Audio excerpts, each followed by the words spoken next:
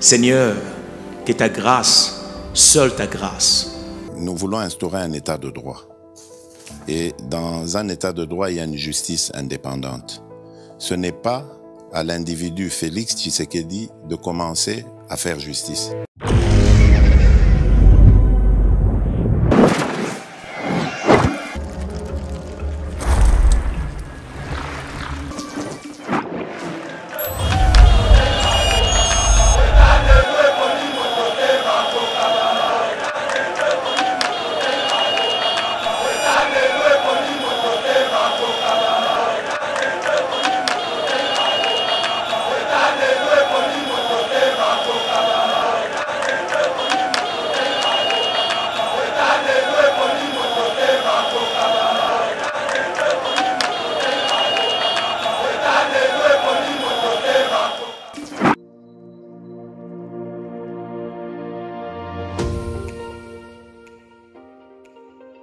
La République démocratique du Congo est un géant au cœur de l'Afrique. Le géant a été blessé à cause de multiples guerres causées par la mauvaise gestion de ses immenses richesses tant convoitées. Lelo géant a telemi punako tonga mboka na ye naba élite ya sika ba congolais nyonso ya mboka pe bandeko ya diaspora. Plateforme projetrdc.com ezopesa ba opportunité ya ko travailler ensemble à distance. Kokoma investisseur to actionnaire pe ko investir na ba projet de développement na RDC. Projet RDC est une plateforme professionnelle développée en Allemagne par M. Max Kachama pour soutenir les investisseurs congolais. Une plateforme professionnelle avec plusieurs services comme Cash Money, Ponako assurer avenir Nayope à Bananayo. Yaka ko investir na bourse internationale yaba actifs, ya Facebook, Google, Mercedes, Bitcoin et autres. Projet RDC gère plus de 30 millions d'actions et crypto de ses actionnaires en bourse. Projet RDC crée la nouvelle et première classe d'entrepreneurs et investisseurs congolais qui investissent avec toute assurance et transparence en bourse internationale. Devenez aussi investisseur et actionnaire. Rejoignez la nouvelle classe sur www.projetrdc.com ou bien téléchargez l'application Projet RDC sur Play Store.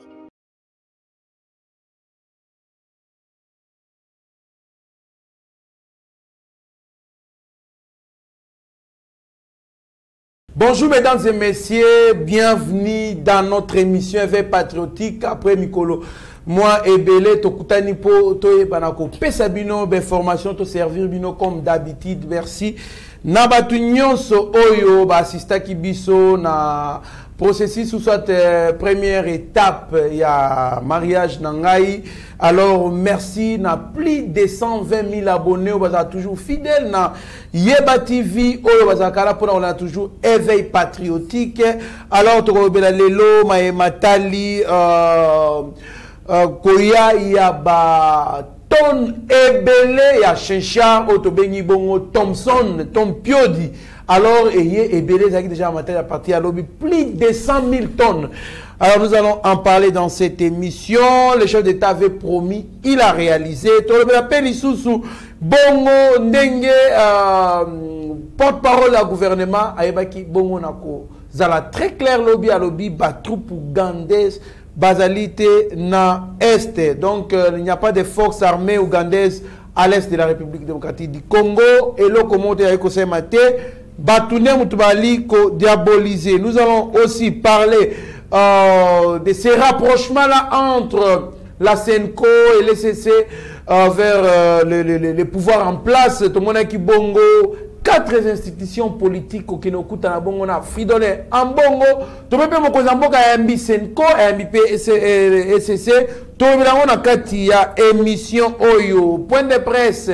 Il y a Senko avec de l'ancien Chole qui demande à l'opposition de se prendre en charge. Ba yebanako sasime na oyokoya mitali bango. To me rappelle isusu bongo les cabinets ou soit les bilans de l'état des sièges à l'est. To me on a 4 émissions. RDC Bukangalozo Matata Mpogno s'est exprimé. Il dénonce que le Sénat a travaillé en complicité avec la justice pour qu'il soit arrêté pe ali ko bazali bongo na prison à ciel ouvert puisque akoki ko voyager ni à l'intérieur ni à l'extérieur du pays. Bongo to yambela bino mwana mboka Abbé Cholé, l'homme des missiles non conventionnels. Oh, batungisaki biso mingi batungisi Steve Konde, batungisi Eric Mubiala, batungisi DG Chataklo, batungisi Pasteur Gili, batungisi Mitterrand ya Benjamin Mwasuka, biso surtout totungisa maki mingi pona moi absence nae o ezalaki un peu élargi toko yamba pe bongo conjointement na Benjamin Mwanasuka et bongo teba na kokota na mozindo ya manyoso na tota sabino mwana mboka Abbé Cholé, l'homme des missiles non conventionnels, Trésor Lumbu Mbote ndeko Kandolo mbote beaucoup na ndeko nanga Steve Konde, pourquoi pas Eric Mubiala moko débatteur Benjamin Mwanasuka otozana epona rotal ça toujours visuel chef de l'état bandeko balela ki biso yeyo en tout cas Steve Konde ngana zalaka vrai bobenga ne DG ngana zana ngana problème te bandeko bobenga soit Steve Konde Yeba TV eza chaîne moko équipe nako bebisate ou soit déjà ko bebisate bref ala pinga yo na ye poto ça la communication ya chef de l'état et ne tozabo tozali tozo sala musala une fois de plus merci ndeko po na ye bibia ke lelo batu po même moi aussi j'ai été en tout cas dérangé qu'est-ce qui se passe mais bandeko ba comprendre que toza ensemble tozo sala musala. Merci beaucoup tozali ensemble toali ko sala musala mwana mboka Benjamin Mwanasuka, pièce contre pièce, l'actualité Mbote. Mbote ndeko Trésor Kandolo, Mbote na plus de 120 000 abonnés à Yeba TV. Mbote na ndeko na ngai Trésor Lumbu Abbé Cholé, plaisir à trop kokuta na susu na Yeba TV balobi singa famille bien nanaka. Mais ekata na raté, c'est pour vous dire que non, on est ensemble et voilà pourquoi présence na yem ko na lelo, ça dit bato no surtout batongi saki yemo wazawana, je pense que ba kombo atangi wana boso wana bango et oskene mala moko kitoko na bosa nete les nouveaux mariés Trésor Kandolo, encore une fois mon pote, félicitations. Merci. Na étape aussi franchir hein, au tiki biso ba célibataire, et ça on a problème moroté malgré que les loges alliance en côté pose là les 26 hein, mariage religieux les 26 bateau nous surtout m'accompagner qui mon frère Trésor na processus soit nous allons faciliter on a été là je pense que nous avons soumis Yeba TV tamkola lobby on va diffuser quelques images pour la Sabina TV zali radio tege Kandolo a français de étape mususu tous à ce que le 26 oyo mariage religieux. Merci beaucoup mon mboka Benjamin Mwanasuka mon mboka Abbé Cholé. En tout cas, actualité, ça lit vraiment ébélé makasi, surtout que abonné Yeba TV, et ça, point moins ébélé ou tel que les cas, oyo, ou s'exprimer si yangote. Mon mboka Abbé Cholé, to banana nous na bongo, plus de 100 tonnes, plus de 100 000 tonnes.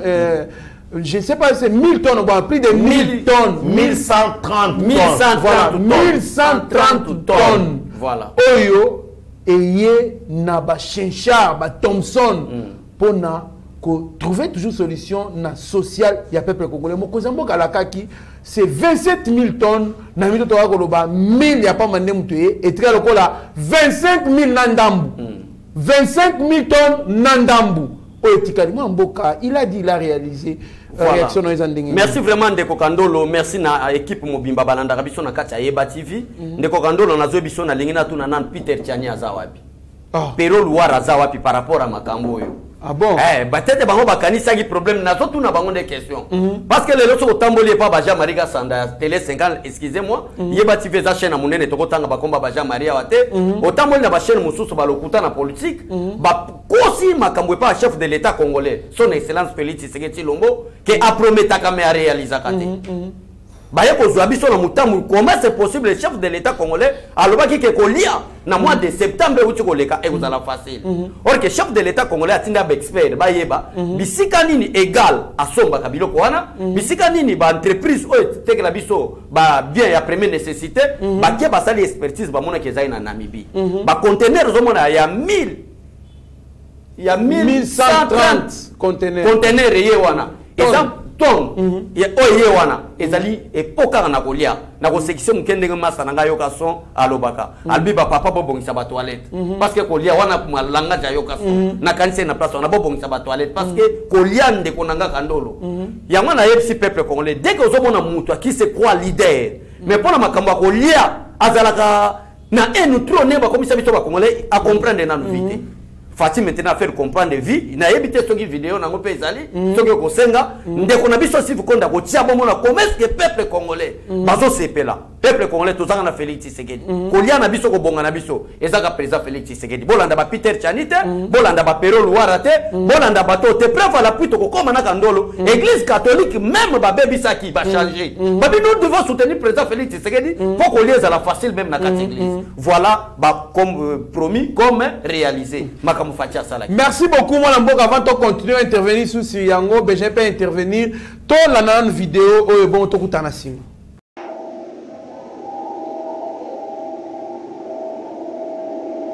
À l'intérieur du navire, nous sommes là.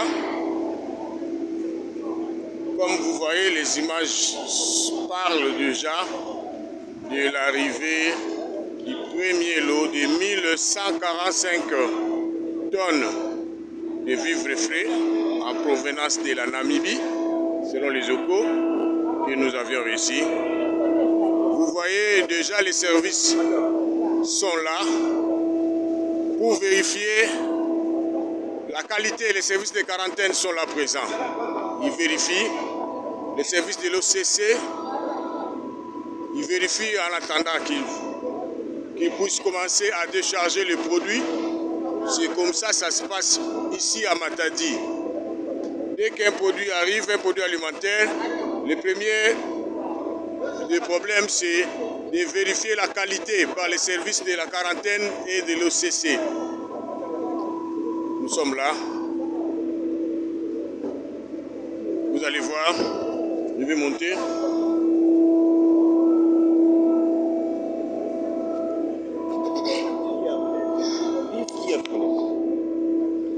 Et par-dessus, vous voyez les produits sont là, les services de quarantaine sont là pour voir la qualité, les services de l'OCC pour vérifier avant de commencer à décharger un moindre de carton. Ils sont là.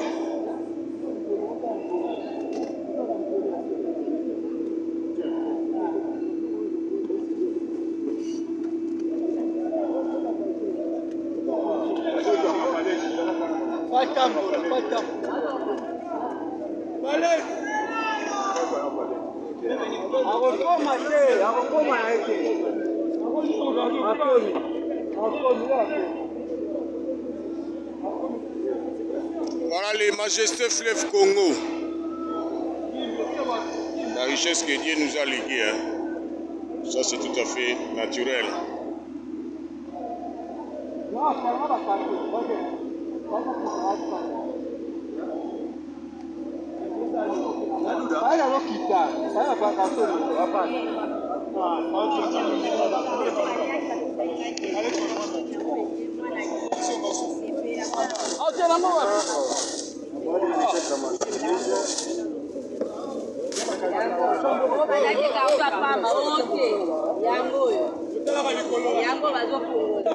Merci beaucoup, mon amboka. Le BG, mon asuka. Batebele, qui commis tout na ba question. Pourquoi babandika na chinchar ou le ba soso? Oh, batebele, barate, mon amboka, BG, mon asuka. Le long na kata Kishasa, Thompson les a cher pour les kasoso. Pour Olamba Thompson, pene minene na pepe soupa minene wana. En tout cas, il faut dépenser ce qui manque $10. Pour l'amba Thompson, il y a bien, il y a minen $10. Or, Mokozamboka, basali commande, il y a poids 20, poids 18, na poids 16. Réaction dans les andengini. Merci beaucoup Ndeko Trésor Kandolo na esagi batu awa. Avant Lukanda kuna Kinshasa bongisa wese. Naloba ngwa. Oh, tika. To sa no émission naloba avant Lukanda kuna Kinshasa ba bongisa wese. Pour ozane to che mulongo. Et puis pe conseil gratuit. Ceux qui n'ont pas bozaka wese saka moko sala 4. Oh, bon, nous avons côté na tana yeba skizer na bandako. Nous avons côté na tana ya agogo. Nous avons côté na tana ye o senga kino otikaye. Pour nani na lo babongo.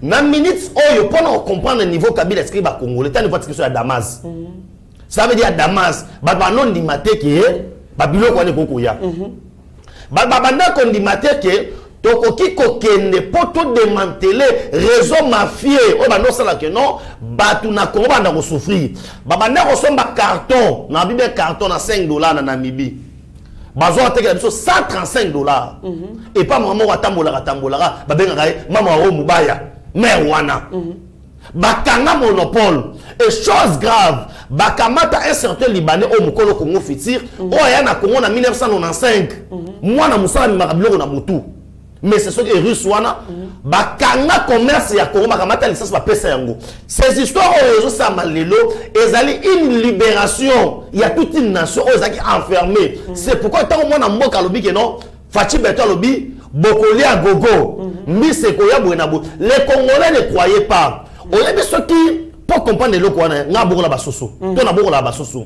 So quand ils sont singa, a où met les sikana bisike temps est belé, toute la journée belé.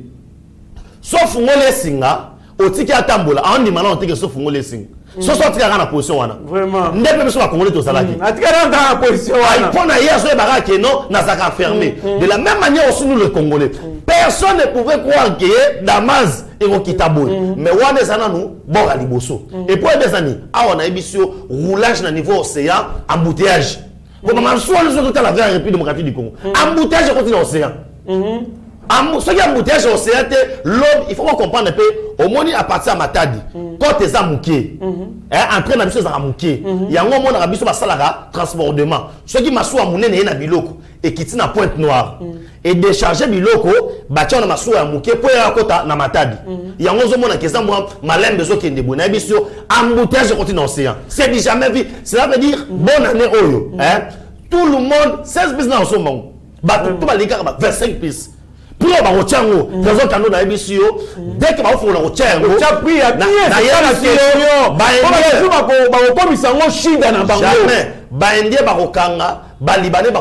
c'est comme ça que tous les indépendance économique au Lumumba Lilaka. Indépendance économique, c'est quand l'État congolais sait contrôler le circuit et l'économie. Le circuit économique était contrôlé par la famille Kabila et les Indiens et les Libanais. Fatia déboulonnage sur le plan économique. Kolia Rotonda, Thompson.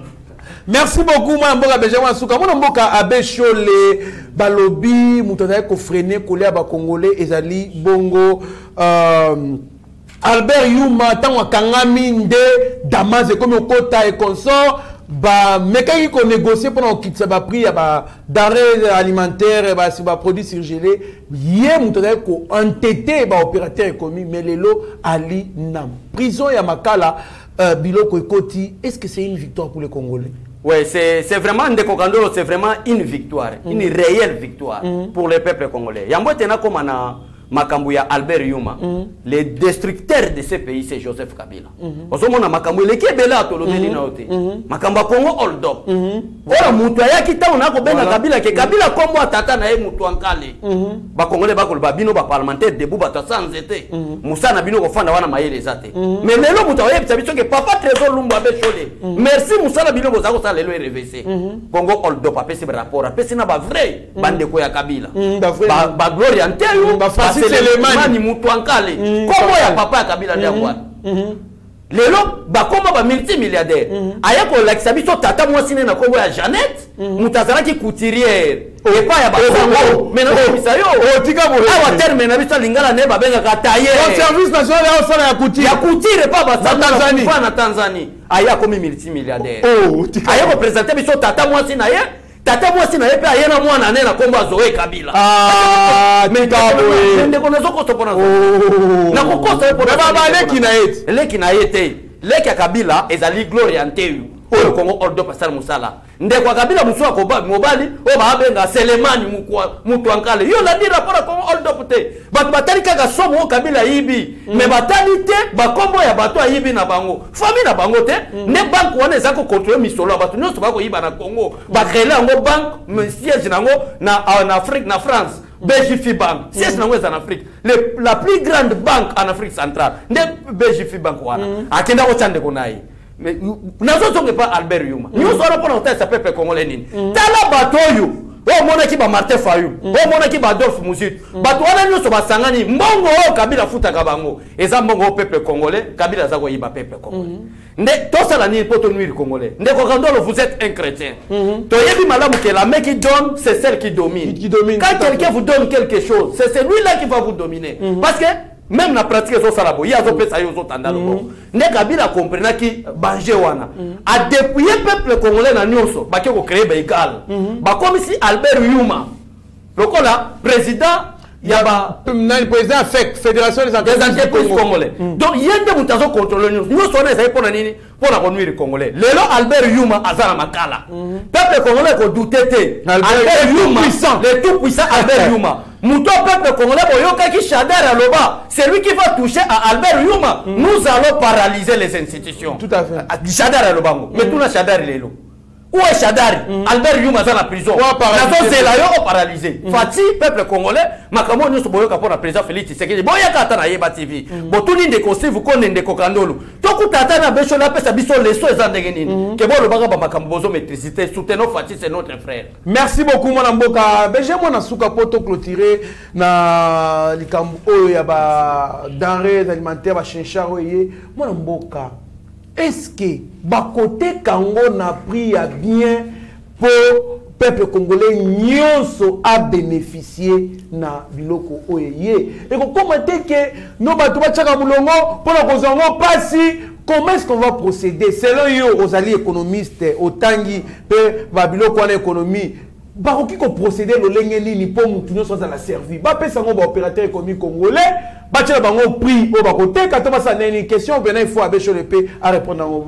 Merci beaucoup de votre trésor Kandolo na oyebi sana nuboy na sa posa Martin Fayulu misilo ya tombola na Pascal wana na quartier 1 azo pe courage à tombola mabundu azo pe courage à tombola Thompson na soso la savangi notable bureau kiti si notable bureau wana te na zo sa Martin Fayulu comme meka kolia ba soso na bureau wana yete po tombola misili likolo a tombola misili likolo on la sabatu ke non na tanga fati to kolia matiti mais tomola misuni na oyebi sa boy qu'est-ce qui doit être fait? Tozana ba grand distributeur na mboka oyo toyebi ke non ba distribuer kam sikoyo po biloko wana mutu nyonso to accessibilité ya kotek ya kosomba yango na prix wana apati azali mutu oyo ana vision ya monene pourquoi ba salaka déjà l'auto bengi réserve stratégique et réserve stratégique wana za déjà na ba point de vente na ye waza premier élément. Deuxième élément, ba grand opérateur économique wana ba ko pesa bango pona ba to ba somba ka biso ba teke na ba chambre froide ba teke la biso na ba palais na ba nini ba ko somba ngo parce que il y aura auto bengi prix moko fixé pona ba tunyo surtout ceux qui mutate qui en dehors ya prix wana ba sani ni ba tie maboko et ko za exemple lokola to monaki awa tangu ba sac fois 18000 yaki na limite mutu mo alekaki awa na yeba ti fa so non ngana somba na 70000 tout le monde a acheté ça à 18000 et puis abondance à biloko ce que les gens doivent comprendre aujourd'hui c'est quoi alors peut-être on sombe pas baninga lobby na zaki na chali méthane de contre Kandolo na misu na ngamoko na zana chali méthane lobby na moni des bateaux oyo ba bengisaki de pêche ezali déjà prêt et tika li kaka biloko ya mike na senga ki na zwa vidéo mais babiki non les exclusivités à présence de la République il faut fatier mo ka pesa coup d'avoir nango ekota wapi na kata mai cela veut dire babiloko to bengi baba mbisi bon to bengi nzala banini kosila l'homme to zaki na quelque part oki déjà on va projeter pour na makambo tali santé c'est pour vous dire que non mokonza mboka il est déterminé et que la distribution ya biloko oyo et ko salema na prix moko exagéré et ko zala na moins cher pe ba ko lia yango ba yoki kitoko fati béton et ko zala bien sûr to sombi carton ya Thompson na benana $5 to $6 bon et donc ça m'a $10 parce que ça m'a dit qu'on a $5 carton exactement makasi mwana mboka abesho l'État peut procéder par quelle façon pour moutonner ce la servi? Ministère de l'économie na ba technicien no ministère de l'économie baza déjà na matadi. Après que longolango na kati ya ba conteneur za ko ya wana bazo solo na ba distributeur. Voilà. Ba distributeur tant ba solo wana et peuple congolais décision gouvernement. Bazo solo na ba distributeur ba ko pesa nde biloko. Ozomona ko lelo so to ko na domaine ya ba réseau. Omona ke Vodacom azana ba distributeur na ye. Maintenant ils allent ko na Vodacom azo kende ko pesa na ba distributeur na ye. voilà. Donc l'État a solo là. Na ba distributeur bato bateke la biso ba biloko nguro wana bango bazo somba na l'État te mais l'État zo yeba ndenge nini na kopesa bango parce que même mutu afanda kana maluko na sekuna même mutu oyo afanda kana nsele même mutu azana pompage na côté ya cité sikoyo le cas pompage kuna nini bakuna na kati azala na possibilité ya kosomba soso na 1500 na je répète bien 1500 nde yango na l'État congolais azui ba distributeur wana ndeko kandolo ndenge nini bako distribuer yango d'ici là avant to koma le 10 ya décembre oyo déjà ba distributeur parce que ba tie ba ingénieur sur na terrain lelo maintenant souci la ngezanini wana vraiment na sengi autorisation même na DG même na binonyo so bakandolo boyambela pe biso batalamuka awa bameka ko expliquer biso par rapport ya makambo oyo bakosela ki président Félix Tshisekedi qu'il promet mais il ne réalise pas kolia yango ezoya silence radio ata motema mbabe ndeko nanga Benjamin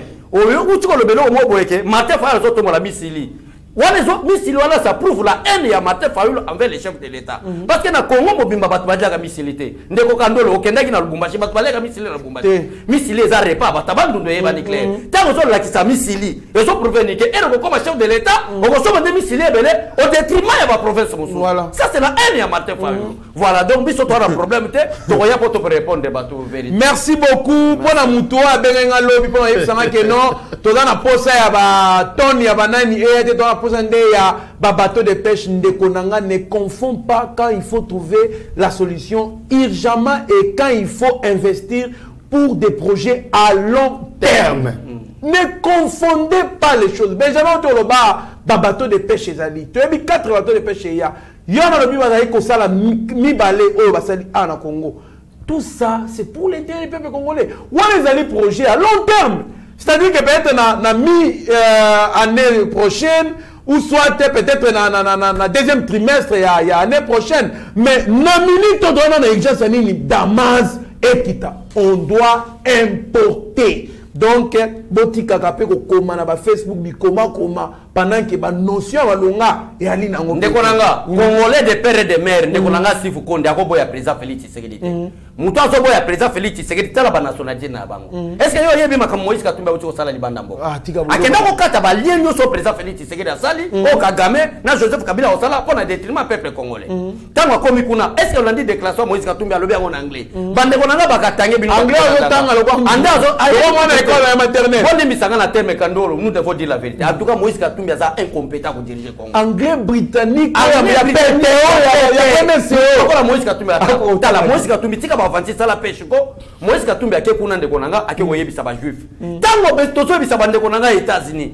Bande konanga France partout dans le monde. Zambie, Afrique du Sud, Nébolanda Kabiso. Tango na zoyebisa bino que Moïse Katumbi n'est pas notre frère. Soutenons la loi de Tchani de père et de mère. Boza ko ba pourquoi bozo finga ba métier. Mais tala Moïse Katumbi, François Kalombe aussi est où? Oh, les qui n'a pas solo politique le bien non. Nous allons confondre François Kalombe avec maman Moïse Katumbi à Zambie. Après lui non à Congolais. Et ça et vous saint esprit de côté là pour pas dévoiler maman. Mais aujourd'hui, nous avons regretté de Kokandoro, Moïse Katumbi a commis parce que bah juif, bah peut-être pas comprendre ce sont des grands barons. Total la image wana Steve Konache la bise bon auto continue Moïse.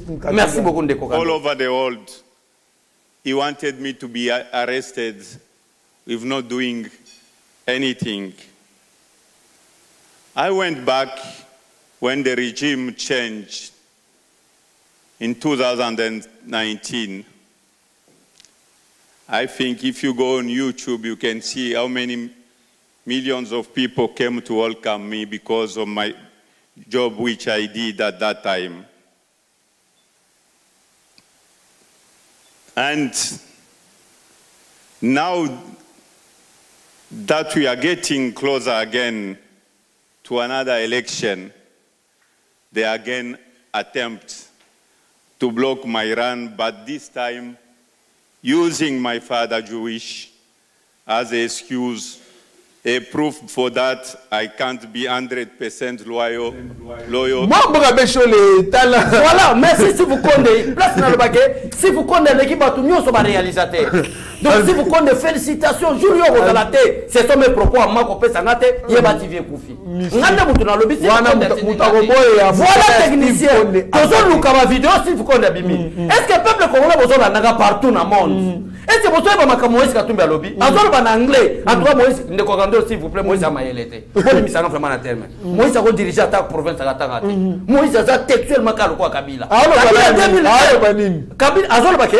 Bana wana bomo na bakandolo si vous connaissez Eric Mubiala Benjamin mwana suka basala ba émission na Yeba TV po ba finga ngake na za juif makamo Moïse Katumbi azo bisa ba juif kona basala plateau basala plateau ba Yeba TV musala ba yebisa ngaike na za juif na possibilité voilà manque intelligence à Moïse Katumbi.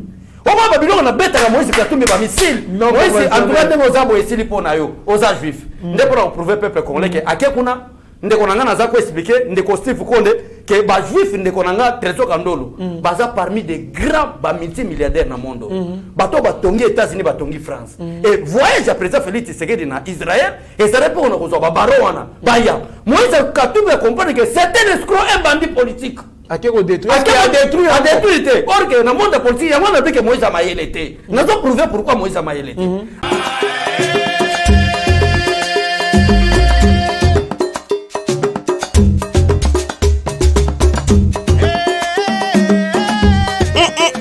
La RDC en ébullition. Bana Kinshasa, Lubumbashi, Congo central, Grand Bandundu, Kwilu, Nord Pessidou Bangui, Grand Kassai, Watoto wa Goma, Bukavu, Maniema, Kisangani, Congolais de la diaspora. Ceci nous concerne tous. Olingaka tourisme, amoureux de la nature, otalaka barandonné ya bato na TV, occasion ya malamu yango yo epesameli yo. Du 16 au 20 décembre 2021, yaka ko participer na festival touristique Rumba in Congo. Likanisi ya moto ya mayele ya tourisme en Afrique avec les pays de l'océan Indien, l'expert Didier Bayeye, l'homme qui veut ramener le tourisme de la RDC au niveau international. Yaka omona beauté ya ngomba ya Masisi, l'Hollande d'Afrique, o matana punda, omona ba meme ya film ya Jésus na miso, olia fromage ya Goma, oyo etonda goût pour les kata ya alimentation, o sokola na mai ya Il Chegera, o mona lac vert en live, o visiter parc national ya Virunga na famille na yo mobimba, o mona mikombo soto pe ba gorille de montagne oyo mesana kotala na ba documentaire na ba chaîne ya bapaya, o bina rumba na bateau les plus luxueux d'Afrique Emmanuel 4, o tala beauté ya lac Kivu. Rendez-vous eza semoko du 16 au 20 décembre 2021 na festival touristique Rumba in Congo. Nazanga teo bapaya kutu bakozala ebongo yo. Pour tout contact benga ba numéro ya Yeba TV pour la réservation. Festival touristique Rumba in Congo Ibigoma, tunapenda sana.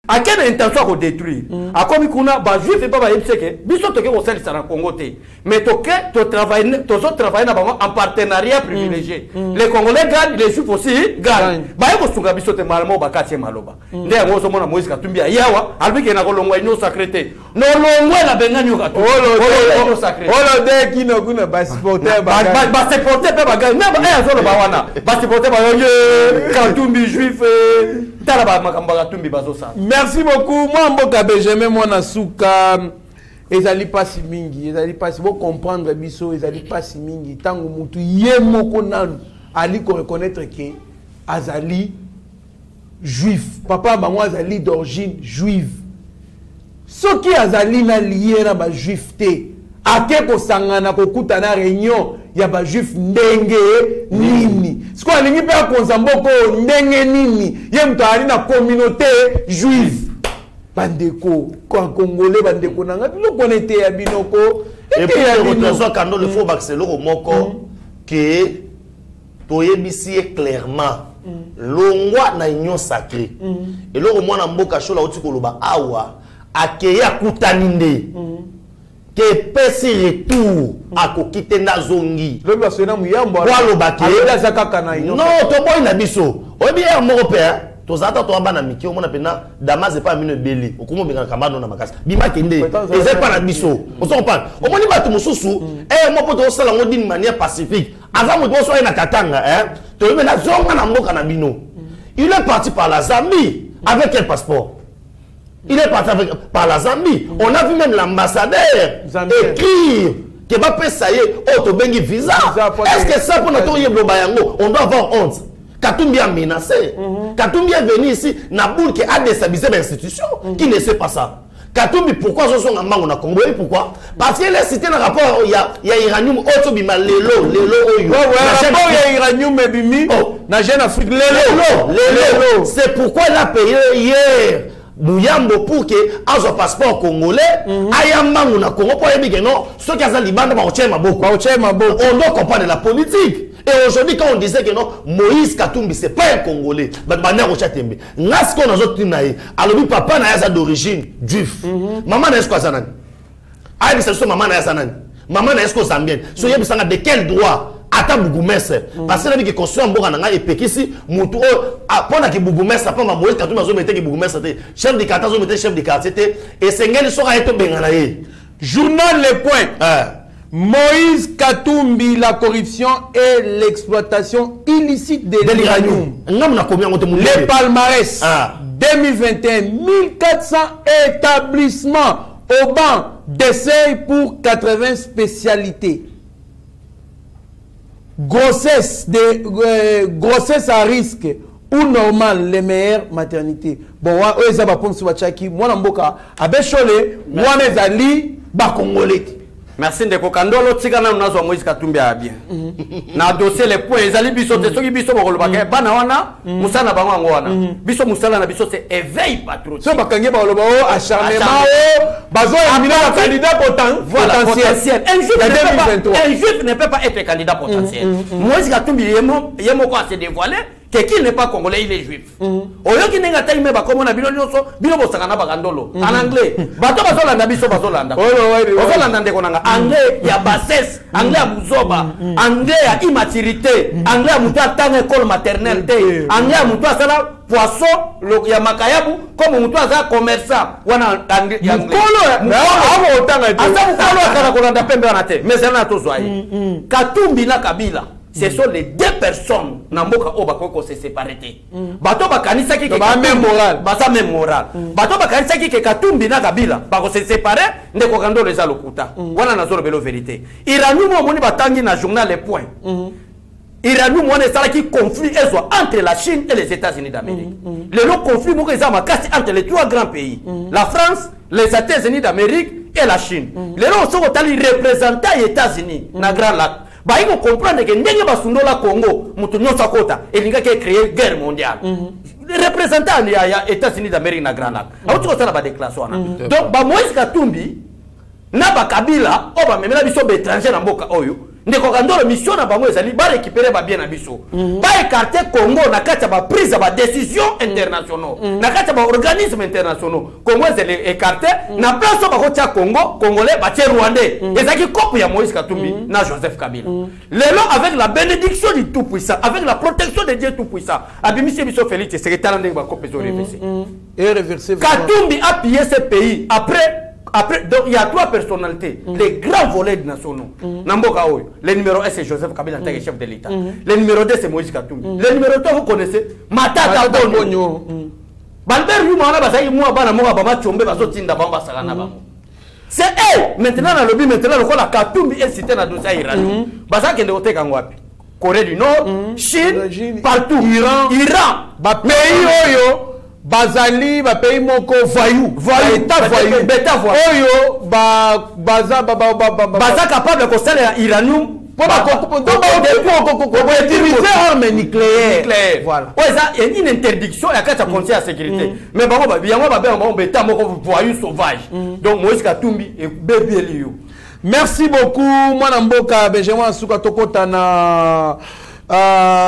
Les troupes ou soit entrée des forces armées ougandaises na est dans la du Congo. Mwana Mboka bali kolobaki président Félix a signé accord na Ouganda de sorte que ba militaire ougandais bakota bongo na sol congolais baye bana ko attaquer ba ADF na lu.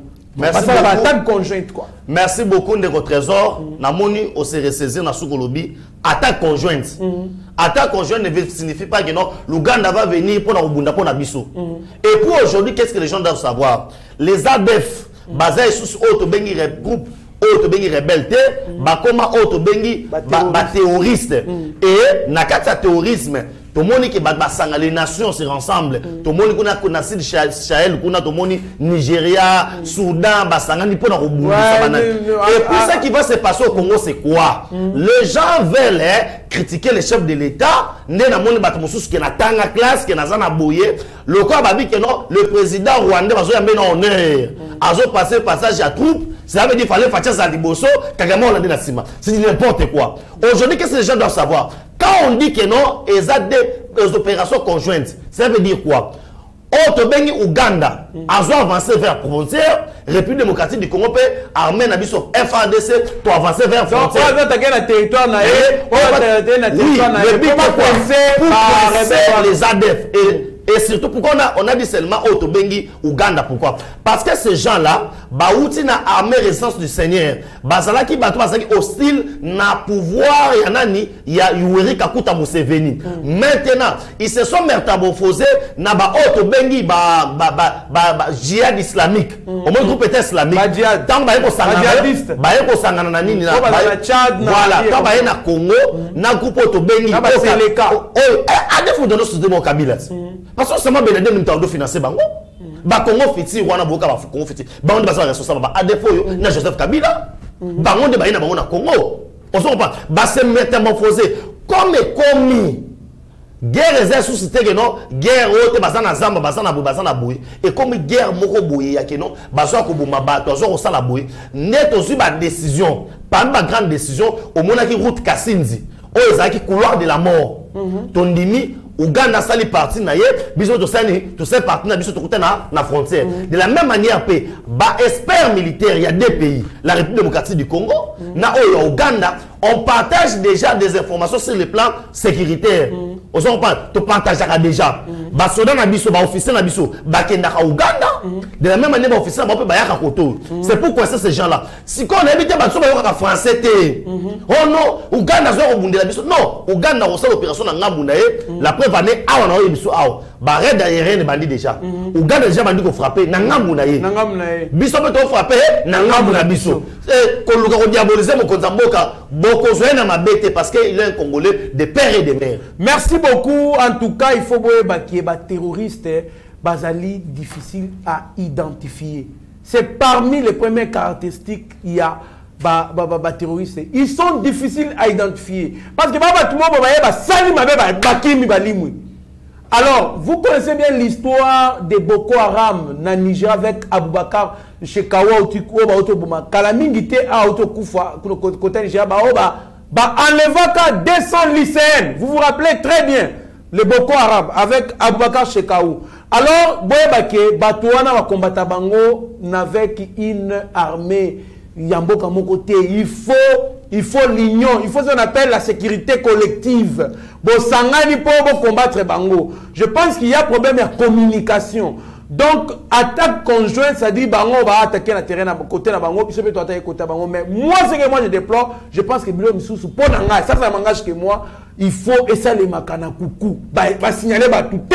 Donc, attaquer Gabo, sans diffuser, sans qu'on en parle dans TV5 Monde, sans qu'on en parle dans le trésor. Pour Nanga, soit ils vont intoxiquer la population parce que le but était quoi? Intoxiquer la population pour tant que banda frappe wana population personne abima que to boy ba Ouganda bakota pour na sens il y a stratégie. Ceux qui battent géostratégique, c'est tout un coup géostratégique parce que quand vous attaquez la clandestinité, ils ne vont pas fuir. On va les attaquer. Donc, na sans année, moi, vous pouvez aussi placer un mot sur non, armée ougandaise, Zalina Est, RDC, pour attaquer ADF. Réaction. Merci Ndeko Kandolo. Na yebite l'émission aux journalistes peut-être aux anérés. Et ça question souka. Non. Merci beaucoup. Si on a expliqué Batumuke, il y a toute une procédure. Comment est-ce que les militaires étrangers, bako kota na sol ya bapaya. Oui. Et ça na procédure mobile. Ouais. Il y a un actuel député à sali motion de nani babengo motion de défiance contre le ministre contre le ministre de la défense parce que ayebi malamu que ça na ba procédure o esengaka l'état ou chef de l'état ya mboka moko akosenga appui jusqu'à présent ba manœuvre zo salema ya Uganda Rwanda et ça ba manœuvre communauté internationale. Comment déstabiliser le président Félix Tshisekedi? Et le président Félix Tshisekedi peut ayebi que et ça na pays puissant parce que comment qu'on déstabiliser biso. Le cola ennemi commun congolais ne soit pas Rwanda, balingi ba passer par Uganda. Mais d'une manière officielle, naza na Yeba TV, naza mutu moko na kopesa bino ba fausse information te. S'il y a la présence des militaires, soit écossailement par l'ordonnance signée par les chefs de l'État, soit les porte-parole du gouvernement a éclaircir le peuple congolais pourquoi l'entrée de ces militaires. Mais officiellement, le peuple congolais, mais officiellement, le président Félix Tshisekedi a signé une ordonnance ou soit a signé une autorisation pour que les militaires étrangers soient dans son abisso. Nayo kangoka na minoka bande kwa Martin Fayou ya Moïse Katumbi bazui l'information wapi bazana gestion à l'état batika motema mabe botika gestion président Félix Tshisekedi bosala débat biloka kolia o bofinga kike koyate biloka kolia ye ndeko ou ensemble nous ndeko Kandolo avec la situation de 30 millions de dollars pour la construction ya village moko na est par Paul Kagame. C'était une diabolisation ya bakatumbisi ba fayuliste lelo basuki wapi balongo étape ya 30 millions de dollars et comme insécurité à l'est tout l'état de siège. Par quel miracle bolo l'état de siège? Boko kokate ndeko nanga miba armement fatia comme nango. Soto bito tchana Rwanda. Soto bito tchana Uganda toko poudrer après une semaine. Les problèmes qui se passent à l'est de la République démocratique du Congo, ce sont nos frères congolais qui connaissent bien la situation là-bas. Et ça en forme de terrorisme. Botika motema mabe botika kindo. Merci moi mboka to konte kana yo rapprochement entre la Senko et les pouvoirs en place. Je ne crois pas au pardon de Donassé Choli. Quand on disait ici, na Yeba TV, na plateau Yeba TV, que Donassé Choli doit d'abord nous expliquer de Kokandolo, par quel miracle, à l'Obaki, que 40 000 smartphones, et ça arrive à payer à Go Center. C'était le propos de lui. On va payer ça pour contrôler. Avant que lui, ça faut aller passer. Est-ce que vous avez dit qu'il nous bat? Vous avez dit que vous avez dit que vous avez Sénégal. Mais nous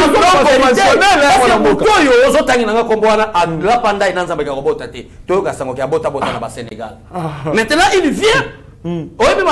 Je demande pardon pour toute désolation qu'on a offerte dans une plateforme, dans une certaine plateforme religieuse. Il y a une déclaration. Est-ce que sincèrement, le peuple congolais, Donassé Choli a demandé le pardon?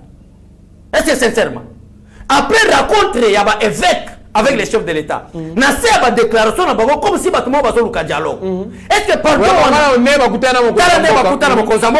merci si vous condé les meilleurs réalisateurs, na respecta kayon de Kokonde Moussala Oyo, en tout cas déjà Chadra fois comme sur Lola. Parce que Tozo Luka, mais Tozo mon appelle na vidéo zo salema, na ba image, oh vous avez canagaté. Wanende za Moussala réalisation. Et bande copé. Il faut teka mboka na biso to teka misala bande ko na biso basa lokwa ba konde boy bande bana posta ba grand réalisateur ba lokwa ba konde basa félicitations de konanga nda après raconte wana ba cette déclaration ni ndeko Kandolo comme si bato moko boy na subasama na bango ezali basenga dialogue il n'y aura aucun dialogue autorisé ici to kenda ba dialogue aboutira na rien maintenant tous les changements à travers président Félix Tshisekedi ce pardon là si c'est sincèrement le pardon que ma bebo sala merci to limbisi pour toi un problème na binoté.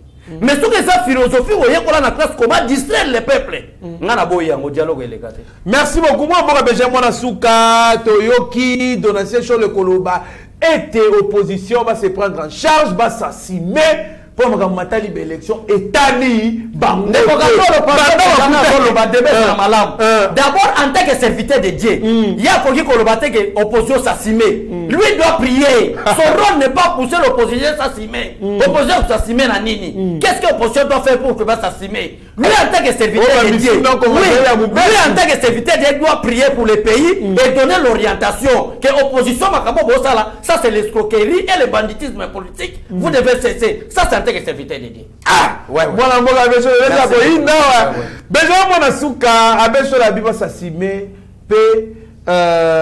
Lobiwana Betisi Serge Ouelo Mabakufo ko bwakisa ye ko ignorer ye muninga tuna mutuna po ndenge batikisi ba onka ba changer avis na dernière minute mona mboka réaction les ali ndenge ni na oyembisa yo ba beta biso système à ceinture oh kende bongana kende boto kuta na ceinture oh et bon mona mbadong les aba na yebisi yo ba beta so système ya ceinture kende bongana kende boto kutana bazana lisanga moko pour comprendre bango tanga déclaration de cotation Kandolo il y a quelque part oyo abeshole azolo bani baolo baboui baolo bakeno to mema ki makamuna biso pas chef de l'état pour être ba solution et monana to ndimi de kokadima mais to senga keno exclusivité et puis tama mbucho la lobby exclusivité peut-être na ndenge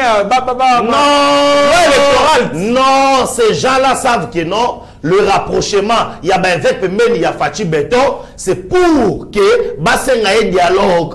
Parce qu'ils ont des agendas cachés, ils ont de l'argent justifié, ils ont des pactes où Basalana Batouana. Il y a un moment qui Moukola Lobby, il devait faire un scénario politique. Un théâtre politique. Théâtre. Oui, en faisant que non, oh, tu Serge Ouelo à Kota pour me démontrer à la population congolaise que non, ils ne sont plus avec eux. Parce que Serge et Asenko, ils ont la sécurité. Où est la côte Ndengeni? Où est la côte Ndengeni? Aujourd'hui, maintenant, où est la côte? Est-ce que Senko est mon condamné? Mais ils ont une violation. Il y a des Sika na bango. Comment Serge Ouelo a brutalisé Abeshole? Mais ce qui est qui bongo, ce qui biso, et il y a comme non? Oh, batteur, IDPS, batteur bouge papa cardinal. Si les notes locales batteur IDPS, on va bouge papa cardinal, tout le monde a bangoté. Nous savons comment on va la bateau battant et l'eau va bien psychologie. Ils savent jouer avec les idées de gens. Bah, bien de barossa kan sabino. On s'en va. Oh, basango. À cause de 17 nambala, il y a pembe. Yo mon ah, ça on a vu son mawe. Ça on a vu son mawe. Nzoka ne azana ngo 17 ya ndenge moko. Peso ko yoki keno, mwana moka bimora. Ah, o mwana ndeko na yeba kokala makasi. Mwana ndeko na yewa. Mwana ndeko ne wapi. To yema munde basalaka. Et ba mona soto basobate. C'est pourquoi je dis gare à tout le monde. Parce que quand la belle chose est en train de dire que non, Kabila avait la CNI, Kabila avait l'armée, Kabila avait ceci, avait ceci. Ça veut dire, c'est déjà démontré combien nous sommes bassanango. Mais nous, on est là. Nous, on est surtout, tous les catholiques, l'église nyoso. Tous les gens balien na bisoté, pour battre aux abaliens na bisoté. Azé qui ont l'église nyoso tout. Rôle il y a bino faut bossa na bino siko basango. Bossa melande nzambe. Bossa melande nzambe ma poneme les kabien. Na lingina yo kabino sur la politique té. Botika politique. Merci beaucoup. Benjamin a soulevé le mot très important. Serge Ouelo, qui n'était pas l'invité, il y a Tata Cardinal, Nakata Sara Kenda Salani. Vraiment. Bonimo mon avis sont pas la Miketoni. Serge Ouelo n'était pas invité du jour. Lui-même, Serge Ouelo, c'est un intellectuel. Comment est-ce qu'il y a une chose qui n'est pas invitée à Okende Kuna? Et ça, j'ai. Père Tony Mituna. Après Tony Mituna. J'ai Adonacé Choli. Vraiment. Pardon, Adonacé Choli, bande aux États-Unis, Canada, ailleurs, à l'étranger. Vous devez nous croire. Parce que tout ça, c'est terrible, tout le monde est manipulé là-bas. Et Félix, tu sais que des hommes ont mouqueté. Voilà, la douceur, voilà, t'es né, matin, moi, quand t'as qui toko beauté, bah, on s'agananaï. Tiens-bah, à ça, quoi. Félix a mon allié. Donc, bah, j'ai un bango. Et moi, je ne pardonne pas Adonacé Choli. Jusqu'à ce que, non, moi, que pardonner était sincère. Merci à Nemo, Tozo bilan, il y a état de siège, bongo, donc t'as moi, Mboga Steve Konde, tiens cette vidéo, on a total, on a un bon, tout à Nassima, tu peux savoir 1 minute, pour clôturer l'émission. Un exploit de plus pour les forces armées. À Ituri, ces voyants militaires viennent de libérer 54 civils des mains des ADF lors des patrouilles des combats au village Manzobe, dans la chefferie de Wallace Vonkutu, en territoire du Roumou. Parmi les otages libérés figurent 17 femmes, 16 hommes et 21 enfants. Un motif de joie et de remerciement pour ces populations qui salient le professionnalisme de FRDC. Nambala mobiso kokota masasi bandiko beta babeti masasi ngana nzui masasi na maboko babeti masasi na bapine bisekwe baeba pasoli paraprise ale babandiko misa ba passager nyonso kotia bango singa boa to moni bakonzi bayambi so malamu biso biloko akolia toka pour sécurité penza nano atuza bien vraiment.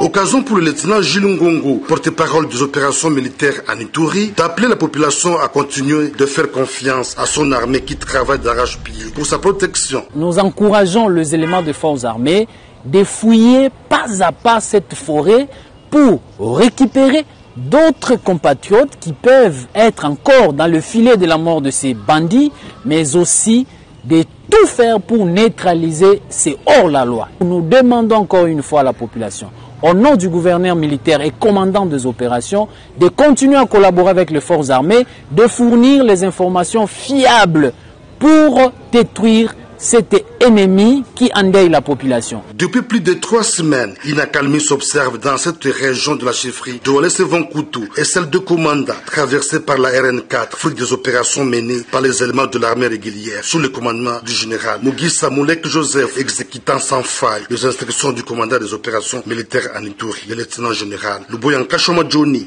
Merci beaucoup, mon amboka Benjamin Mwanasuka, Tolandi vidéo wana ya bilan état de siège, mais pas toi ni kolobaki état de siège ko sala ilo côté mon amboka, ba ko libérer ba prisonnier quand même mon amboka. Mais TV za radio tende ko trésor kandolo. Et lobi ndeko nanga trésor lumu awake, ezana makamoto bengi motema mabe. Parce que pas motema mabe, na ba plan diabolique. Oyo bakasi déjà est de la République qu'on a les accords de l'Émirat et ce qui est dans un pays étranger. La communauté internationale avait décidé ainsi. Même Mokonzambo Katangwaï, il y a un moni qu'on mettre en place état de siège. Bakangi bande kwa basaki 57 na kasa bis. Bakena ba on Zamba. Mais grâce à l'effort FARDC, on va libérer Bango. Parce qu'aujourd'hui, les gens qui sont sur place, il y a des avancées de l'état de siège. Yo vendino la Kinshasa, ceux qui viennent, oh non, oh que vous oubliez que non, Mouzito avait dit, nous allons créer un climat de l'insécurité. Mais l'état de siège, on a besoin de il y a un autre bagano, badongolomis et la communauté internationale. Il y a un moment qui fait que y a un siège à Nations Unies. Donc il y a positif. Positif à l'objet. Tant que l'état de siège va demeurer et demeurer. Merci beaucoup. Mon amboka Abeshole, état de siège bilan d'engeni. Bilan positif. Yo moko ebi mikolo bingai na yo système ezaka moko. Le bilan du chef de l'État est largement positif. Makambo état de siège état lingai na yo te. Botika mokonza mboka nenga salaki aluka kimia o ezalaki pendant 18 ans. Na Joseph Kabila batbaza olobela ngote. Mais pourquoi bandoki ba comme olongo l'état de siège? Ba yebi parce que minduki eke kuna et kombuka même na Rwanda na Uganda. Merci beaucoup Tokomi Nasuka émission na biso. Mwana mboka Benjamin Mwanasuka. La caméra, il y a Steve Konde HD, le petit génie béton. Secondé par Mike Chiswaka na Rabi Mokoko au Pesa Malabaro Yasuka. Merci beaucoup Ndeko Trésor Kandolo, merci na Trésor Lumu Abeshole, merci na Steve Konde Béton, merci na Mike Chiswaka, Eric Mbiala, c'est pour vous dire que non, Yeba TV en ensemble, coordonné par le DG Shadrack Loholo, c'est pour vous dire qu'on est ensemble, bah Congolais bola la misouté. Tola la thé. Il y a mon estime que non. Les 5 O déjà tous à la maman à point de presse. Oh, je vais bien expliquer maintenant aux gens que non. Pourquoi les bienfaits faut ton amir. Pour un pays, on va voir makele le on a ici là. Numéro à contact, il y a on piste 243 9 70 40 89 57. Piste 243 9 70 40 89 57. Na peste mote na binunion surtout hein. Zefilomé les maman Brigitte Kaja, les amis de Benjamin Mwanasuka. Vous allez tellement ébélé que plus de 120 000 abonnés. Merci beaucoup, Mwanamboka Benjamin Mwanasuka. Trésor Lumbu alias Abeshole. T'as la caméra, il y a Steve Konde HD, le petit génie béton. Et bon, on peut s'amalobano Yasuka. Merci beaucoup, Ndeko Kandolo. Merci beaucoup, Nayo Steve Konde. wana bandeko nyonso ba dérangeanga si je suis là c'est à cause de Steve Condé Kandolo ba benginga na leka vraiment merci na bino ba nyonso ba soutenir kanga tozala ensemble on est vraiment ensemble pour totonga mboka na biso ekende liboso merci na DG Shadrack merci na tout le monde ba soutenir ka tozana Yeba TV tozana place moto ko kendete pour la communication à chef de l'état nzambalola apambola bino. Merci beaucoup en tout cas et c'est Makasi, merci na maître Denis Mpunga, merci na Roger Chilengi, merci na Guilhem Pinda, merci na Bertoni Landou, merci na Deko Moulema, Gauthier Pinda, Vicky Monama, Jacques Pongo, Zéphine Lomele, merci mon vieux, c'est un plaisir Makasi vraiment. Yakoya ko honoré ngai, merci na président Chimope Ayaki. Bien qu'il y a Bunga qui est Sika, docteur Eva Boukassa, maman Célina, papa David, papa José, Mbouina, maman Jacqueline, Tobo Sainte, papa François, Mobile, maman Yolande, Francis Kamanda. Donc vous allez tellement ébélé, oyo bo soutenaka biso bolandaka biso na bosani pété Sami Mavakala na Allemagne. En tout cas, bisiko zali pe to pesio pe mbote. En tout cas, vous allez brancher na Yeba TV, vous allez décider. Merci na staff technique mo Yeba TV. Tomoni Bongo Kumbiala, Tomoni Rabi Mokoko, Mike Chiswaka, Tomoni Batu nyonso na Bongo na réalisation zali Bongo Steve Condé HD et puis coordination il y a DG Shadrack Lolo. Mieux vaut être maître de son silence que plutôt esclave de ses propres mots. Merci. Seigneur, que ta grâce, seule ta grâce. Nous voulons instaurer un état de droit. Et dans un état de droit, il y a une justice indépendante. Ce n'est pas à l'individu Félix Tshisekedi de commencer à faire justice.